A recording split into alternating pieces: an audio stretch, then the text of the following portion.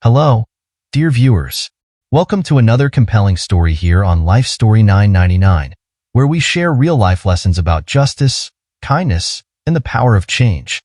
Today's story takes us into an upscale restaurant with an owner whose prejudice blinds him to the strength and resilience of his customers.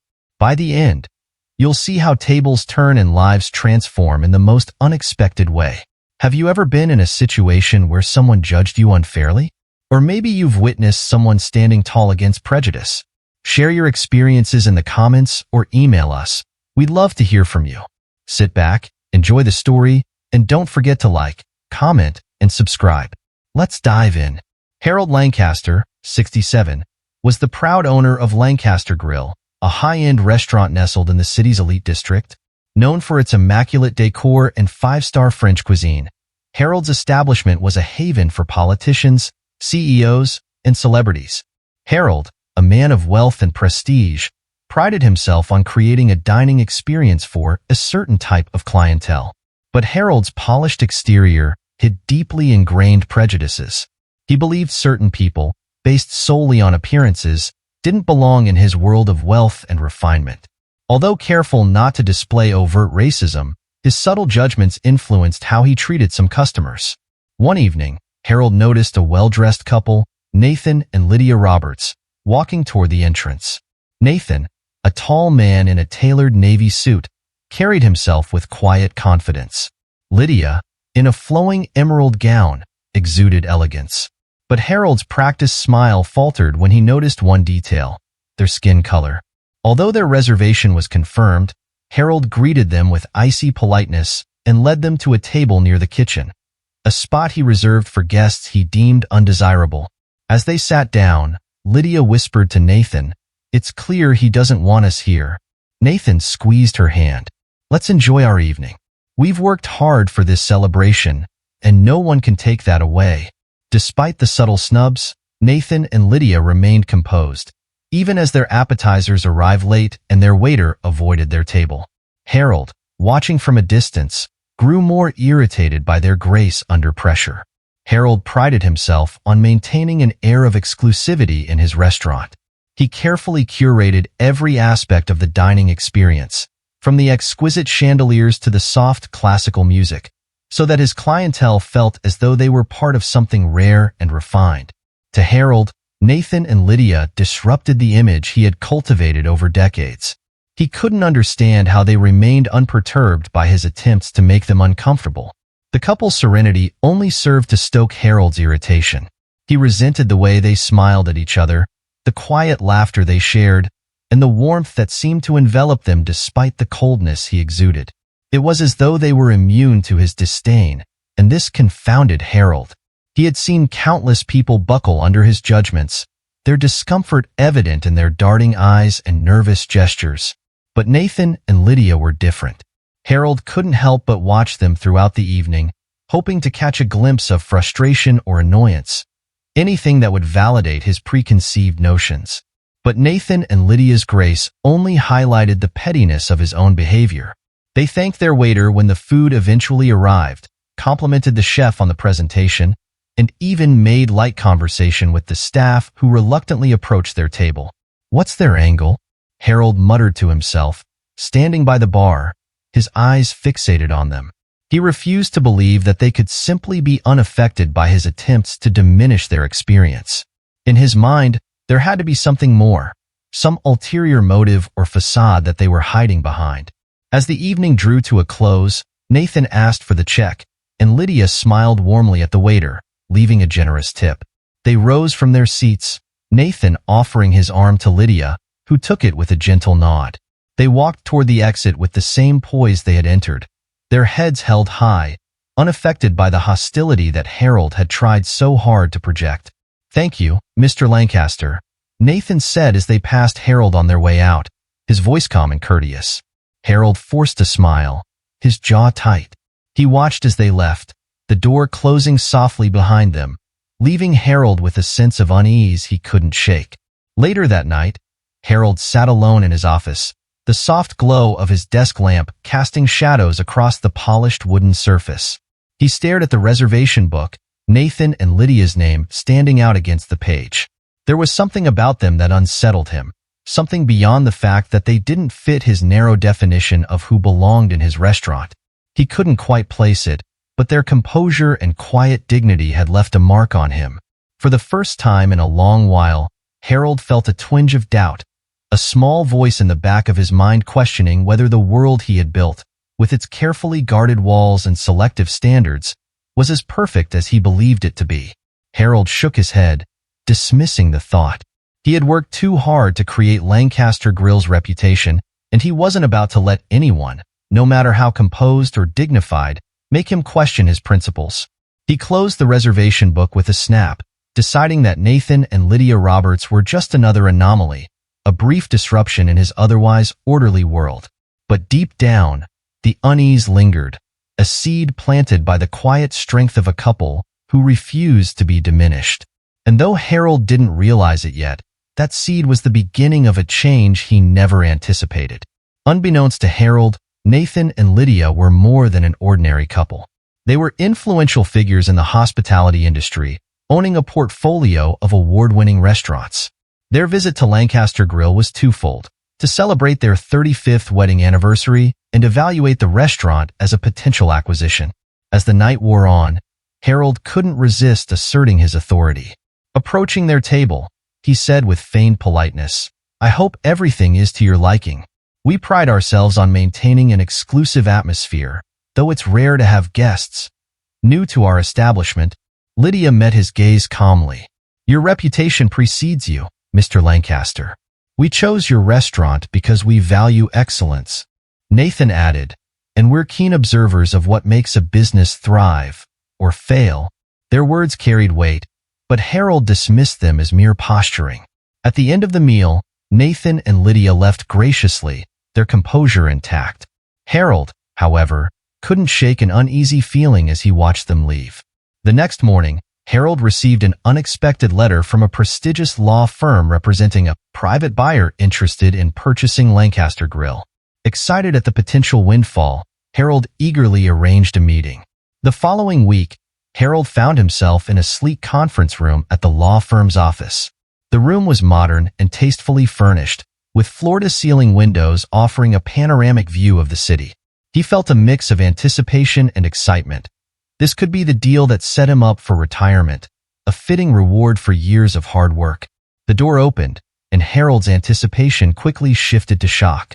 Nathan and Lydia Roberts entered the room, dressed in professional business attire, accompanied by a team of lawyers. Harold's jaw dropped slightly as they approached the table, their presence both commanding and calm. "Mr. Lancaster," Nathan greeted him, extending his hand. "Thank you for meeting with us." Harold took Nathan's hand, his mind racing. He forced a smile, trying to mask his confusion. "Mr. Roberts, Mrs. Roberts, I didn't expect to see you here." Lydia returned his smile with a polite nod. "We hope this meeting isn't too much of a surprise. We're the interested buyers, and we believe Lancaster Grill has tremendous potential." Harold blinked, trying to regain his composure. "I see. I had no idea you were interested in acquiring the restaurant." Nathan gestured for everyone to sit. "We were very impressed by certain aspects of your establishment, Mr. Lancaster, and we believe there's an opportunity to take it even further, to make it a place that truly represents excellence and inclusivity." Harold's face tightened at the word inclusivity. He felt the underlying message in Nathan's words. He was cornered, yet he couldn't afford to turn down a lucrative deal without hearing more. After all, his investors had been urging him to consider a buyout, and the Roberts seemed serious. Lydia spoke, her tone gentle but firm.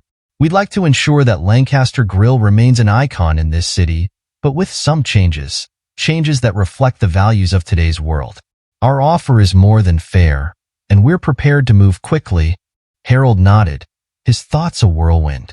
He knew he had no real choice. The offer on the table was substantial, and walking away would mean passing up an opportunity that could set him up for life.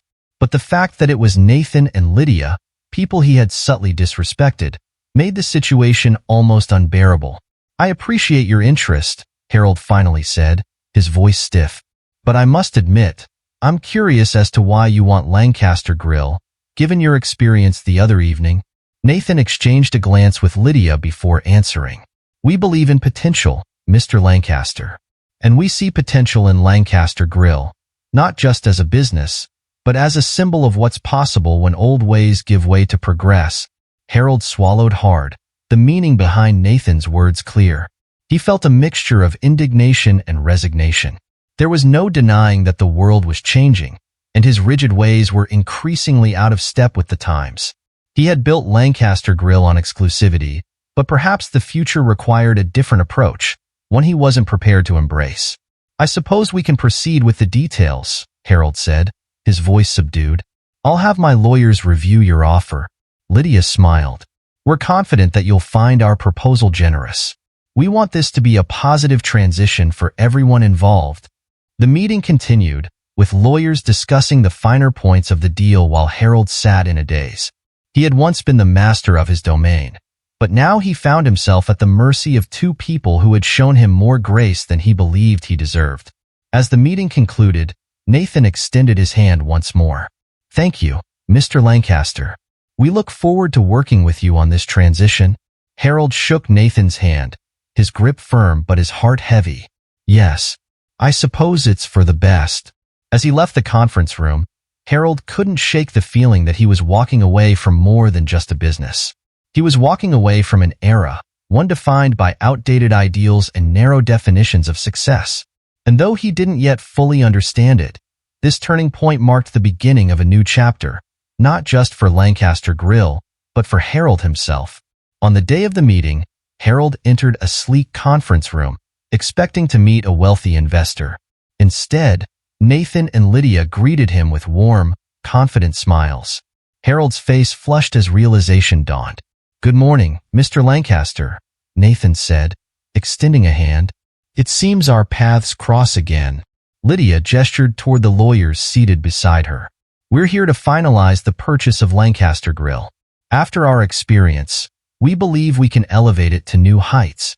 Harold, caught off guard, stammered. This is highly unusual. Nathan's tone turned serious. We believe in integrity, Mr. Lancaster. What happened the other night wasn't just about dinner. It was about the principles your restaurant represents. We intend to make it a place where everyone feels welcome, not just a privileged few.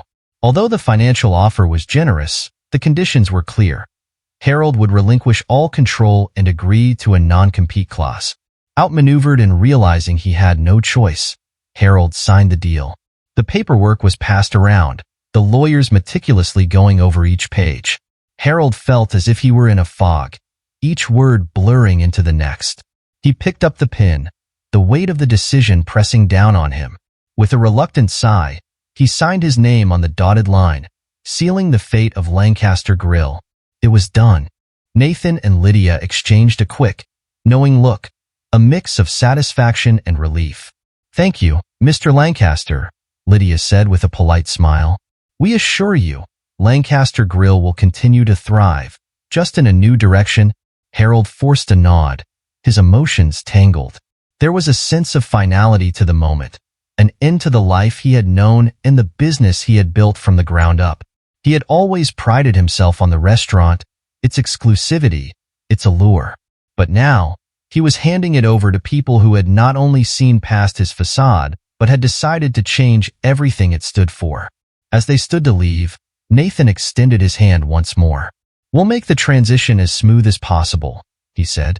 You've built something remarkable, and we intend to honor that, while also making it a place that truly reflects the community. Harold shook Nathan's hand, his grip weaker this time.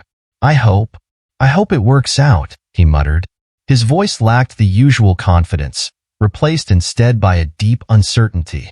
The lawyers gathered their papers, and Harold watched as they left the room one by one, Lydia and Nathan following behind. The door closed with a soft click, leaving Harold alone. The silence was deafening, the room suddenly feeling too large and too empty.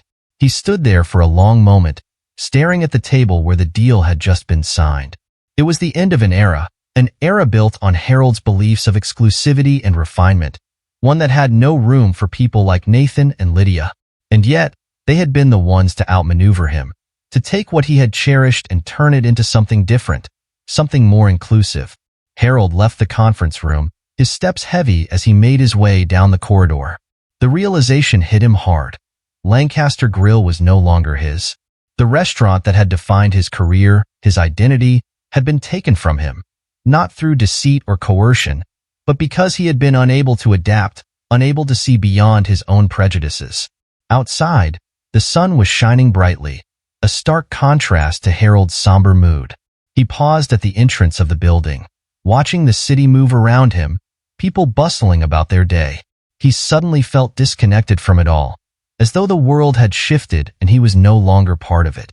Harold's driver pulled up, and he got into the back seat without a word. As the car moved through the busy streets, he looked out the window, his thoughts drifting back to Lancaster Grill. He wondered what changes Nathan and Lydia would make, how they would reshape the place he had once considered his crowning achievement. It was a strange feeling, this sense of loss, not just of a business, but of purpose. Harold had spent so many years building Lancaster Grill, crafting its image, nurturing its reputation. And now, all of that was gone, taken over by people who saw a different future for it. A future that didn't include him. For the first time in years, Harold felt vulnerable. The power, the prestige, the carefully curated image, all of it seemed meaningless now. He had prided himself on being a man of success, someone who knew what he wanted and how to get it.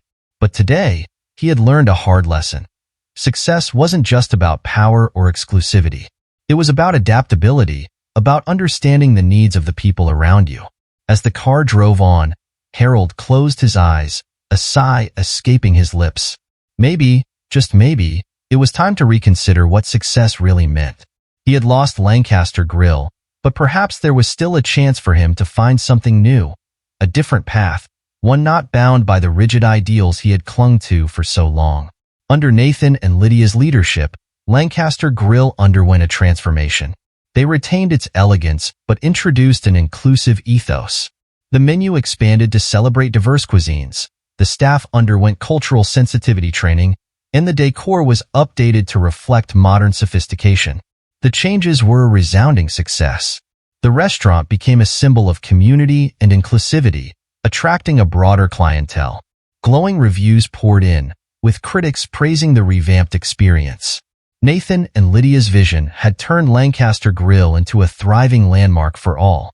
Meanwhile, Harold struggled to adjust. Isolated and bitter, he watched his former pride and joy flourish without him. He had once believed that exclusivity was the key to success, but now he saw Lancaster Grill thriving under an entirely different philosophy. The sight of the restaurant's success without him was a painful reminder of his shortcomings. Eventually, the weight of regret forced Harold to confront his past actions. One quiet afternoon, he sat down at his desk, the room filled with memories of his former glory, and began to write a letter to Nathan and Lydia. Dear Nathan and Lydia, I see now that my pride and prejudice blinded me to the beauty of change. Watching what you've done with Lancaster Grill has opened my eyes to what true success means. You have transformed it into something far greater than I ever could. I want to thank you for showing me the value of inclusivity, community, and grace. What you've achieved is remarkable, and I deeply regret that I couldn't see that sooner. Wishing you continued success, Harold Lancaster. Harold sealed the letter and mailed it, unsure if he would ever receive a reply. But it was not the response that mattered. It was the act of taking responsibility for his mistakes. For the first time in a long while, Harold felt a sense of peace. The bitterness that had consumed him began to dissipate, replaced by a quiet acceptance. He knew he could never regain what he had lost, but he could learn from it. Harold began volunteering at a local community center, helping young entrepreneurs understand the importance of adaptability and empathy in business. It was a small step, but it was one that allowed him to give back and redefine his purpose. Nathan and Lydia never responded to Harold's letter, but he often heard about Lancaster Grill's continued success. The restaurant had become a beacon in the community, a place where people from all walks of life could come together and enjoy fine dining without the weight of judgment or exclusion. It was everything Harold had once resisted, yet now, he found solace in knowing that his former establishment was making a positive impact. One day, Harold decided to visit Lancaster Grill, not as its former owner, but as a guest. He made a reservation under a different name, wanting to experience the place without the baggage of his past. As he entered, he was greeted warmly by the host, who escorted him to a table with a view of the bustling dining room. The atmosphere was vibrant, filled with laughter and conversation, a stark contrast to the exclusive, hushed environment he had once cultivated. Harold looked around, taking in the changes. The decor was elegant yet welcoming. The menu offered dishes from a variety of cultures, and the staff moved with a sense of purpose and pride. He felt a pang of nostalgia, but also a sense of admiration for what Nathan and Lydia had accomplished. As Harold dined, he realized that Lancaster Grill had become something far more meaningful than he had ever envisioned. It was no longer just a restaurant for the elite. It was a place where everyone belonged. And for Harold, that realization was both humbling and liberating. As he left the restaurant that evening, Harold felt lighter. He had finally let go of the past, accepting that true success wasn't about exclusivity or power. It was about connection, community, and the willingness to change. Lancaster Grill had found its new chapter, and now, so had he. Thank you for joining us on this emotional journey of redemption and transformation. This story reminds us of the power of kindness and the courage it takes to challenge prejudice. If you were in Nathan and Lydia's shoes, how would you have responded to Harold? Do you believe people like Harold deserve second chances? Let us know in the comments or email us your thoughts. If this story moved you, please like, share, and subscribe to Life Story 999. Together, let's keep spreading messages of hope and justice. Until next time, take care and stay inspired.